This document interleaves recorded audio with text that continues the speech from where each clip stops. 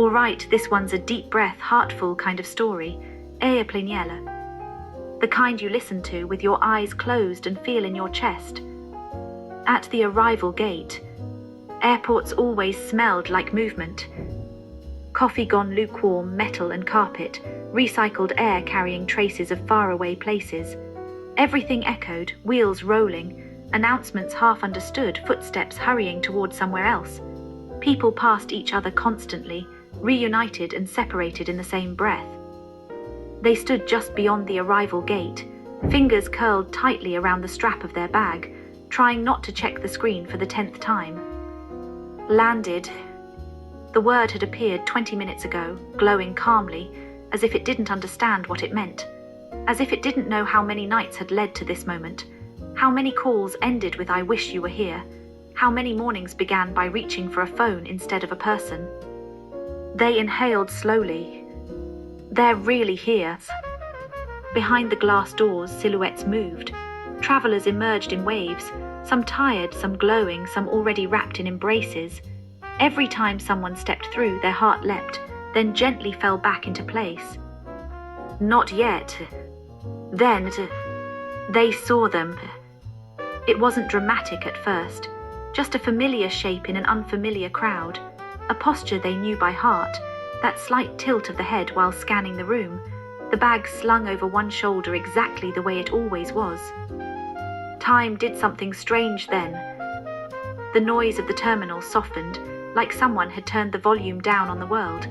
Everything narrowed to that single figure walking closer, eyes searching.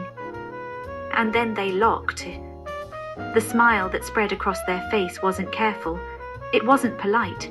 It was pure, unfiltered recognition, like their whole body had known before their mind caught up. There was a second, just one, where they both froze. Then they moved. The space between them disappeared faster than it should have. Bags were forgotten.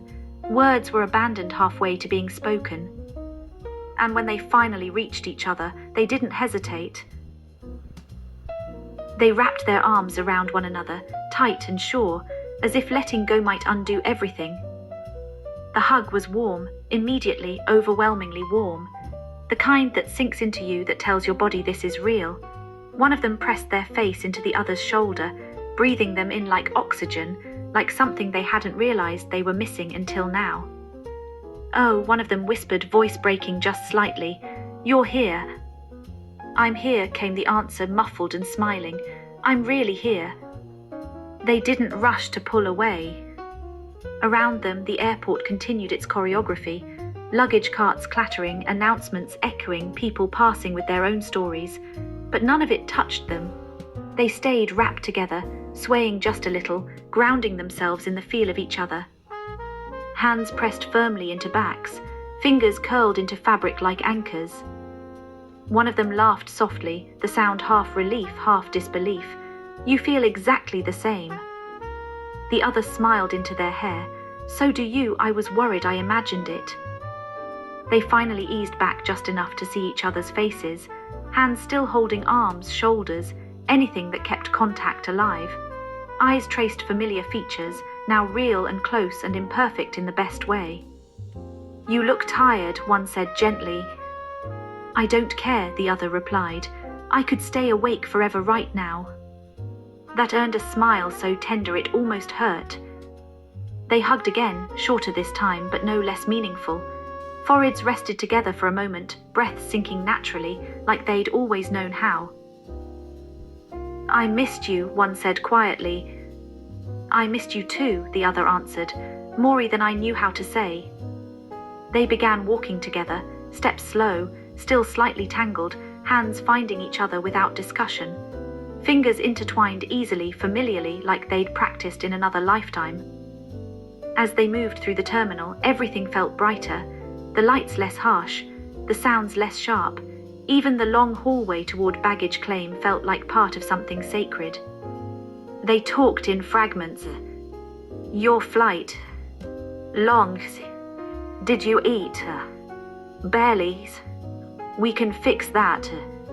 Later, I just want this." They stopped again, as if remembering they were allowed to. Another hug followed, softer now, calmer, the kind that settles rather than rushes. One of them rested their chin on the other's shoulder, eyes closed, smiling simply because this was happening. "I'm not letting go tonight," one murmured. "Good," the other said. "I wasn't planning to." When they finally reached the exit, the automatic doors opened to let in a breath of outside air. Evening light spilled across the floor, warm and golden, like the world offering its blessing. They paused there, hand in hand, not because they didn't know where to go next, but because this moment deserved to be held just a little longer. Because after all the distance, all the waiting, all the longing, they had found each other. And in that airport, surrounded by strangers and movement and noise, they shared the loveliest thing of all, the quiet certainty of being home at last in each other's arms.